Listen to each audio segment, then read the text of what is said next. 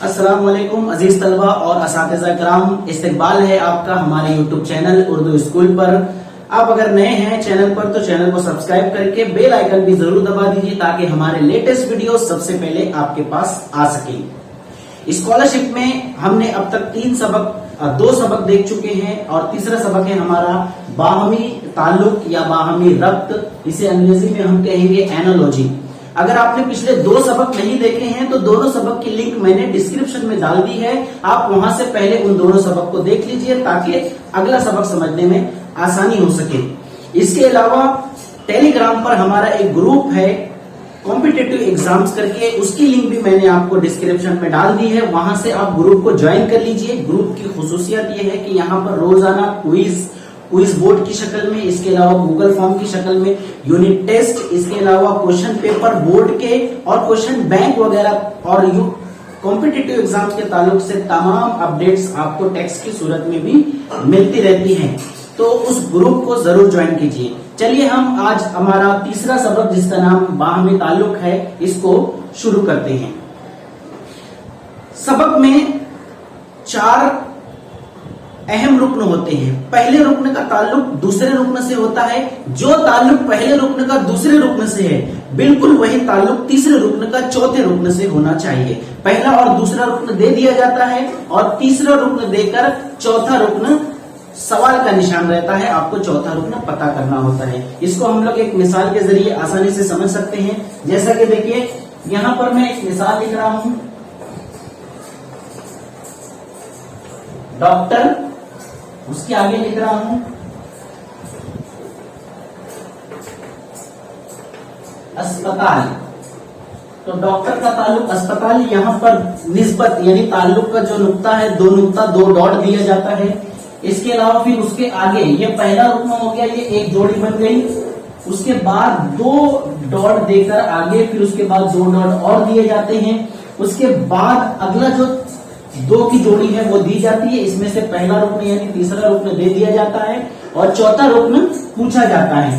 अब अगला जो दिया हुआ यहाँ पर आपको दे सकता है टीचर और यहाँ पर डबल डॉट लगाकर सवालिया निशान। ये है एक मिसाल जिसके जरिए हम इस बाहमी रब्त या बाहमी ताल्लुक को अच्छे से समझ सकते हैं इस मिसाल के जरिए। इस मिसाल के बाद हम लोग बोर्ड के पेपर्स को भी इसमें सॉल्व करेंगे। देखिए डॉक्टर का अस्पताल से ताल्लुक है तो टीचर्स का किससे ताल्लुक होगा, इसके 4 ऑप्शन दिए होंगे आपको। जैसे यहाँ पर एक दिया हुआ ऑप्शन है तलबा, उसके बाद 2 नंबर पर आपको दिया है स्कूल, उसके बाद 3 नंबर पर आपको दिया है खरिया और 4 नंबर पर आपका है यहाँ पर जमात का कमरा या क्लासरूम जिसको आप कह सकते हैं। अब यहां पर आपको दिया हुआ है टीचर का ताल्लुक किससे है, तो अब आप खुद सोचिए कि टीचर का ताल्लुक तलबा से भी है, स्कूल से भी है, खरिया यानी चौक से भी है और इसके अलावा जमात से भी है। अब चारों ऑप्शन तो दुरुस्त है, तो फिर हम इसका ताल्लुक कैसे पता करेंगे, ये सबसे अहम सवाल पैदा होता है। तो बिल्कुल आपको घबराने की जरूरत नहीं। पहला जो राब्ता दिया हुआ है डॉक्टर का अस्पताल से, तो डॉक्टर अस्पताल में काम करता है, अस्पताल एक बड़ा अदारा होता है, तो बिल्कुल ऐसा ही टीचर स्कूल में काम करता है, स्कूल एक बड़ा इदारा होता है, तो इसका सही जवाब आ जाएगा स्कूल। तो ये होता है हम लोगों को पता करना, इसका जो ताल्लुक है तमाम से मिलेगा, लेकिन हम लोगों को कैसे अंदाजा लगाना है कि ये ताल्लुक कहां से आएगा, वो पहली जो जोड़ी दी जाएगी उस जोड़ी से हम लोगों को अंदाजा लगाना होगा कि दूसरे का ताल्लुक कैसा बैठ सकता है। मान लीजिए यहां पर अस्पताल ना देते हुए यहां पर दे दिया आपको मरीज, ठीक है। अब गौर कीजिए, अब यहां पर जो जवाब है वो बिल्कुल बदल जाएगा। इसका जो ताल्लुक है डॉक्टर जो है वो मरीज का इलाज करता है, अब यहां पे ऑप्शन क्या आ जाएगा, टीचर जो है वो तलबा का इलाज करता है। यानी तलबा की खामियों को दूर करता है, जिस तरीके से डॉक्टर मरीज की खामियों को दूर करता है। तो हम लोगों को इसका जवाब कहां से आएगा? दूसरी जोड़ी का जवाब हमारे पास आएगा पहली जोड़ी से। ये बहुत अहम पॉइंट है, इस बात को मद्देनजर रख लीजिए आप। इसी पॉइंट के जरिए आपको सारे सवाल हल होंगे। अगर यहां पर स्कूल डॉक्टर की जगह अस्पताल ना आते हुए डिस्पेंसरी आ गया या क्लिनिक आ गया तो यहां पर आंसर आ जाएगा जमात। और यहां पर अगर स्टेथोस्कोप या आप इसको कह देंगे निडल, जो डॉक्टर जो है सुई लगाता है बच्चों को, डॉक्टर जो है वो मरीज को सुई लगाकर उसका इलाज करता है, तो यहां पर हमारा जवाब आ जाएगा खरिया। खरिया का इस्तेमाल करके, चौक का इस्तेमाल करके जो टीचर होता है वो बच्चों को तालीम देता है, उनकी खामियों को दूर करता है। ये हमारा जवाब होगा। अब हम बोर्ड के कुछ सवाल हल करेंगे, जिसमें से 5वीं के भी होंगे और 8वीं के भी होंगे। तो बच्चों ये है 2020 यानी पिछले साल के 5वीं जमात के क्वेश्चन पेपर के कुछ सवाल जो कि तीसरे सबक से, एनालॉजी के सबक से पूछे गए थे। और ध्यान में रखिए, पेपर में किसी भी एक टॉपिक से जो सवालात होते हैं वो पूरे पेपर में इसी तरीके से शफल नहीं होते, बल्कि एक ही साथ होते हैं। अगर आपको बाहमी रक्त का सवाल पूरे पेपर में ढूंढना है तो एक साथ ही मिल जाएगा, आपको कहीं अलग अलग ढूंढने की जरूरत नहीं है। तो देखिए हम पहला सवाल देखते हैं। पहले सवाल में पहला जो रक्त नजर आ रहा है हम लोगों को, वो गन्ने का ताल्लुक यहाँ पर दिया हुआ है खेत से। और गन्ना जो है वो खेत में उगाया जाता है। इसके अलावा फिर सब्जी कहां से हासिल होगी? देखिए सब्जी का ताल्लुक जो है बागाती खेत से भी होगा। मंडी में भी सब्जी मिलती है, बाजार में भी सब्जी मिलती है, हमें दुकान पर भी सब्जी मिल जाती है। लेकिन हमें क्या देखना है? गन्ना जो है वो खेत से हासिल किया जा रहा है, तो सब्जी जो है वो बागाती खेत से हासिल होगी। तो हमारा सही जवाब ये होगा। इसमें 4 तरीके के शब्द नुकात होते हैं। ये ज़ख़ीरे अल्फाज से होता है एक, उसके बाद अशकाल से होता है एक सवाल, इसके अलावा आदाद से। 8वीं जमात में जो है वो अंग्रेजी हुरूफ तहज्जी से भी सवाल पूछे जाते हैं, 5वीं जमात में नहीं पूछे जाते। देखिए दूसरा सवाल, चिड़िया, इसका ताल्लुक दिया हुआ है इस्म, यानी चिड़िया इस्म है तो चला गया, ये क्या है? ये तो बहुत ही आसान सवाल हो गया। जमात 5वीं है, देखिए क्वेश्चन वही है लेकिन लेवल हल्का है। तो 5वीं जमात का ये सवाल है, इस वजह से ये आसान सवाल है। चला गया सबको मालूम है, आपको भी मालूम होगा कि चला गया ये जो है फेल है, तो इसका सही जवाब हो गया दूसरा ऑप्शन, चला गया फेल। आ जाइए हम अपने अगले सवाल पर आते हैं, तीसरे सवाल पर। देखिए ये मुसल्लस है और यहाँ पर ये ऐसी शक्ल दी गई है। उसके बाद यहाँ पर मुरब्बा बनाकर यहाँ पर पूछा जा रहा है कि कौन सा सही जवाब होगा इसमें से। अब इससे हमें रब्त पता करना है कि कैसा है, फिर उसके बाद इन 4 शक्ल में से कौन सी सही जवाब की शक्ल है पता करेंगे।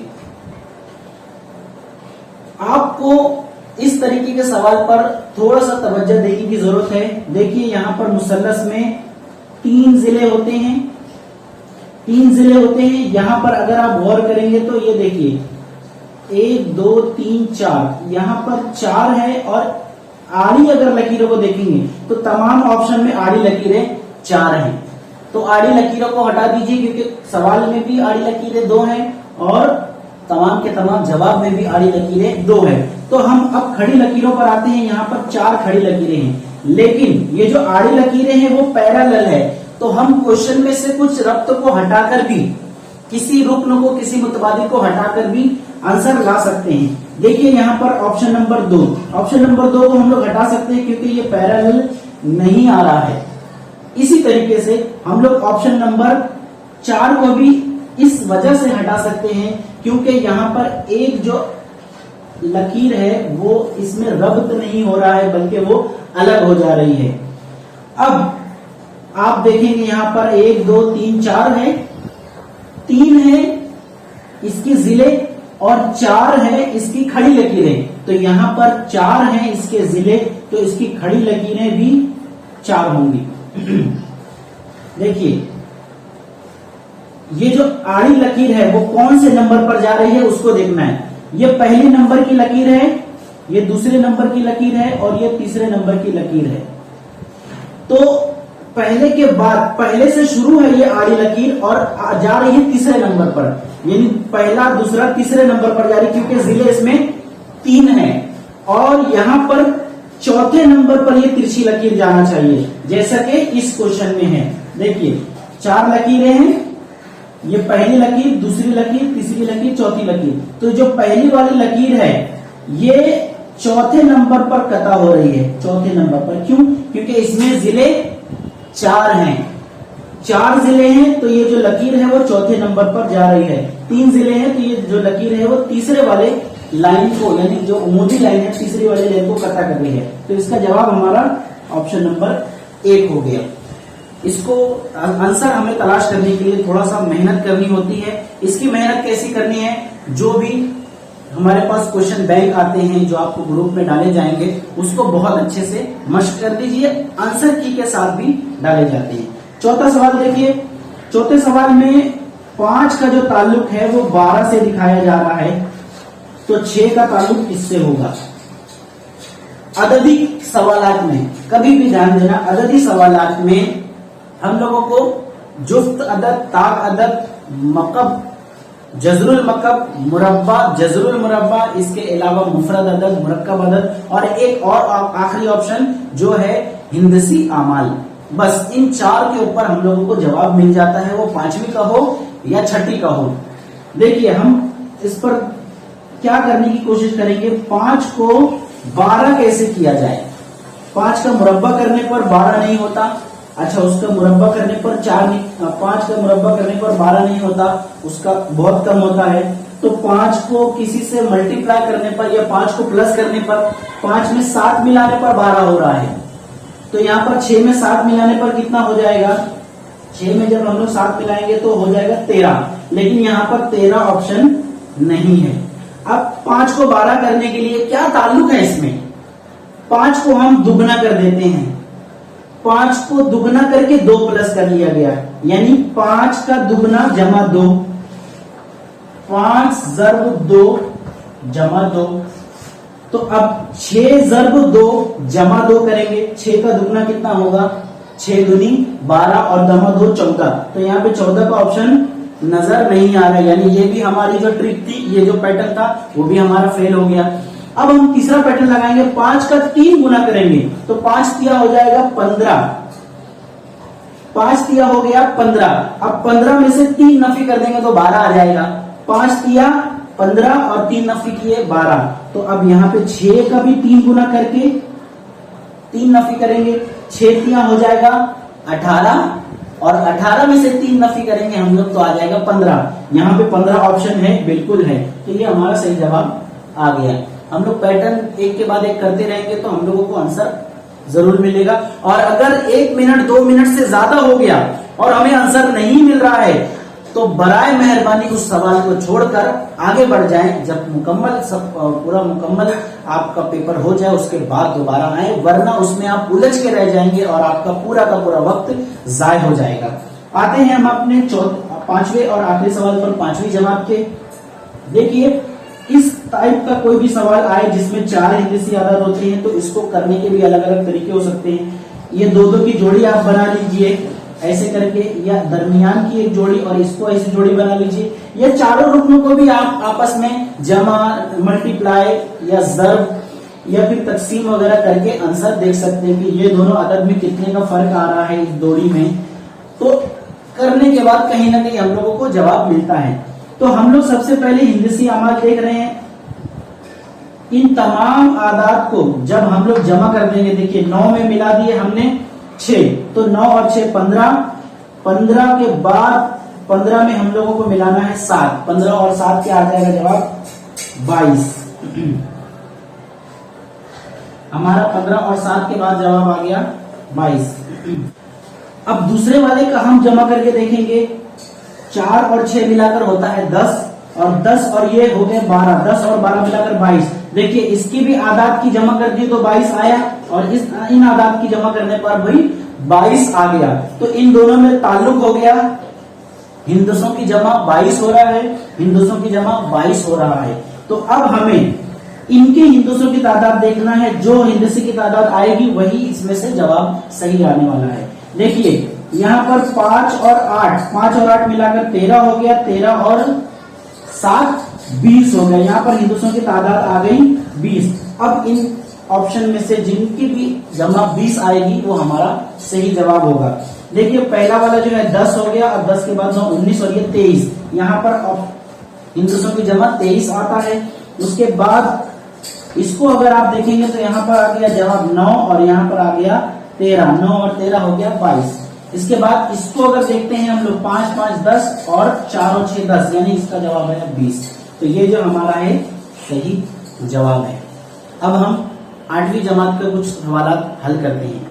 हाँ तो बच्चों ये 8वीं जमात के यानी ये 8वीं जमात के कुछ सवालात हैं, इसको हम लोग देखने वाले हैं।